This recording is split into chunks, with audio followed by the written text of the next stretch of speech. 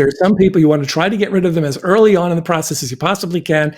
If you found out that you invested some time with them and you later discover, okay, this person is no longer qualified, cut the cord, move on. Increase sales, improve margins, and grow your business. Guaranteed. Top secrets of marketing and sales. Now, David Blaze. Hi, and welcome back. In today's episode, co-host Jay McFarland and I will be discussing qualified prospects only. Welcome back, Jay. Thank you, David. Well, this is the dream, right? This is the dream. If you could spend all your time only dealing with people who want your services, need your services, and then, wow, that's what we're searching for every day. That's it, man. We are living the dream. And I think for a lot of people, the reason they don't live the dream is because they don't make it a priority. They don't build it in to their processes. They don't say to themselves, when I am in touch with a prospect today, this needs to be one of the very first things that I do, is to get them qualified in or out as quickly as possible so I can move forward and not waste another nanosecond of my life energy on an unqualified prospect. It's doable if you prioritize it as one of the first things that you want to have happen in a conversation with any new prospect. Yeah, and I do want to point out there's qualifying your leads and making sure that new leads fit in, but then there's what we're talking about. Okay, you've got somebody new, you're talking to them. In that process, you don't want to spend more time with them than you have to if they're just not going to fit what you have to offer. Now, I can usually do this in about 5 minutes with somebody on the phone, and it's because I've learned what to ask. So normally I'm like, I really don't think we're going to be able to serve your needs. And then I get to move on to the next call. And I think you're sending a message to them, and they may circle back to you eventually because you were upfront with them. Yeah, and we want to be upfront with people about that because we don't want to waste their time any more than we want to waste our own time. One of the things that I've said to people so many times in so many conversations is, look, I respect your time as I respect my own, which is to say a lot. And yes, it is so true. And the older I get, the more true it becomes. Although it's been true for decades now, right? I've always looked at it as, I think I heard this from Brian Tracy originally in one of his recordings. He said, if you run out of money, you can always make more. But if you run out of time, all the money in the world won't help you. And I thought that is brilliant because it is so true. When we invest time with unqualified prospects, when we spend too much time chasing down people who don't have the need, the desire, the money, the budget, the willingness to spend, it means we are not in front of people who have all of those things. And I did learn this lesson fairly early in my business, but I didn't immediately implement it. It took me probably another several years before I finally got all the processes and all the procedures in place to try to strain those out before I ended up in conversations with them.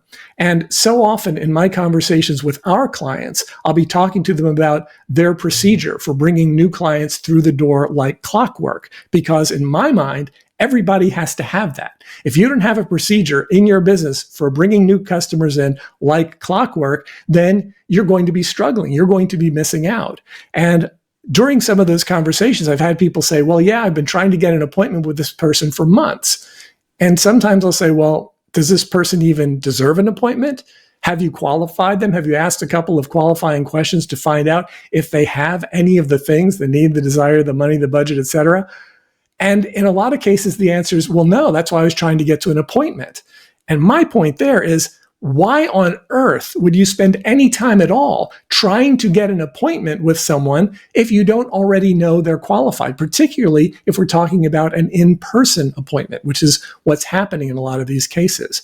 From a 21st century standpoint, where you're trying to generate leads online, for example, it really is a two-step process because you're going to want whatever advertising you're doing online to sort of weed out the worst quality prospects so you're not taking calls with people who aren't qualified to begin with.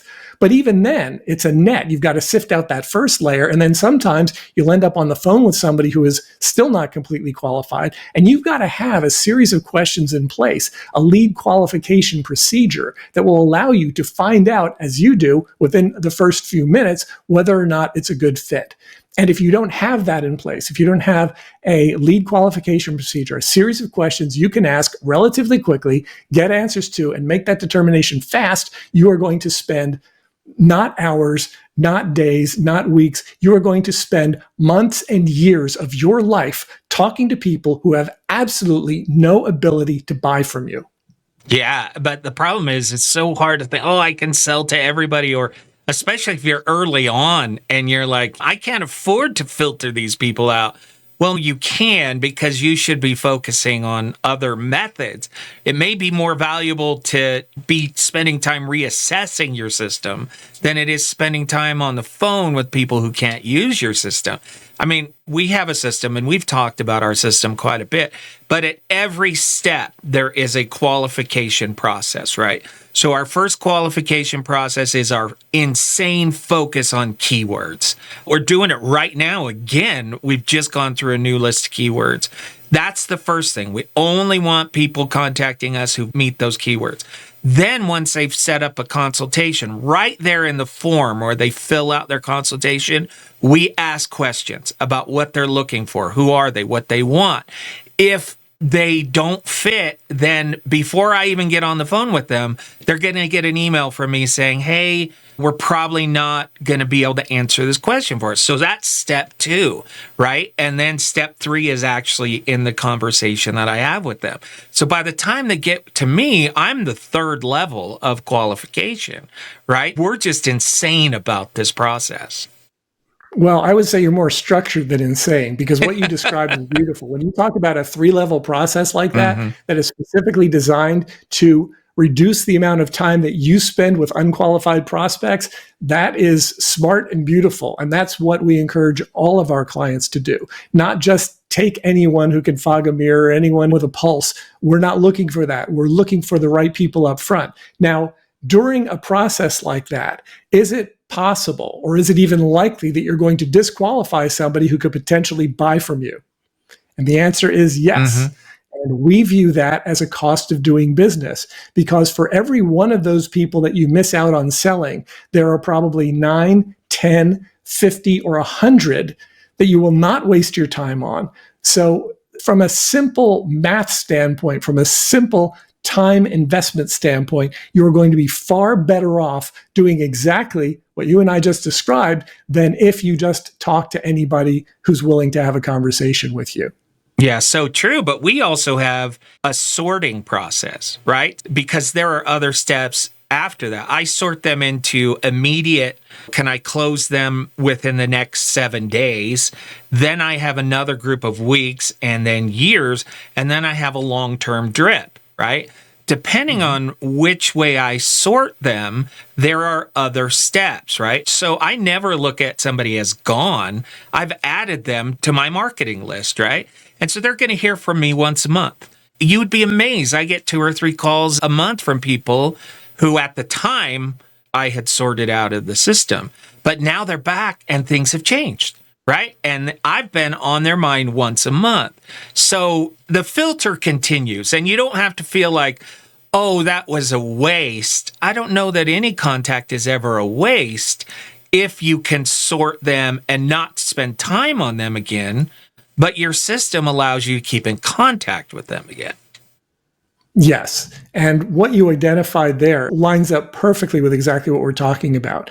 Now, I believe that in the beginning, in those first few layers, especially that you described, that a goal there is to disqualify the unqualified as quickly as possible, because you don't want a lot of them in your follow-up procedure. Even if it's a drip campaign, you don't even want to be dripping to people who really have no ability to buy what you're selling.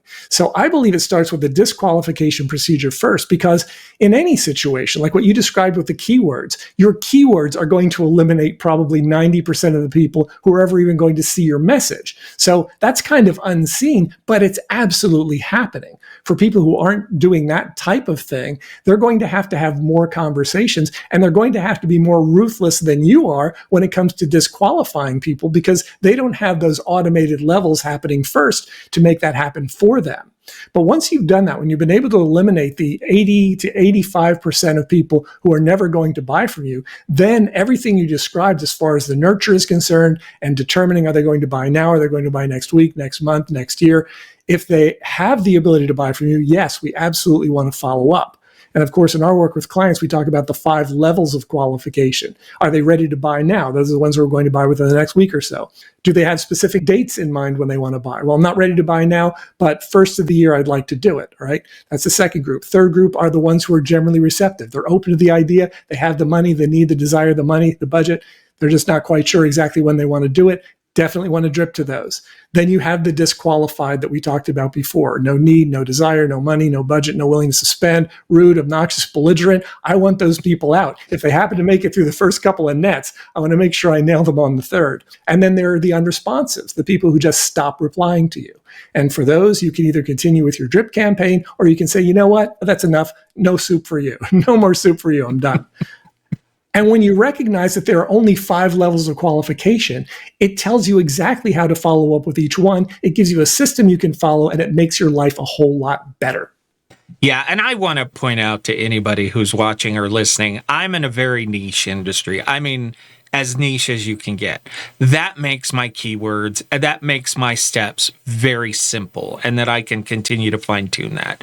I don't want to imply that everybody can just rush out and figure that out. It's not the case, especially if you have a broad base customers that you're looking for, right? I hate it when people are like, just do what I do, right? It is certainly not that simple.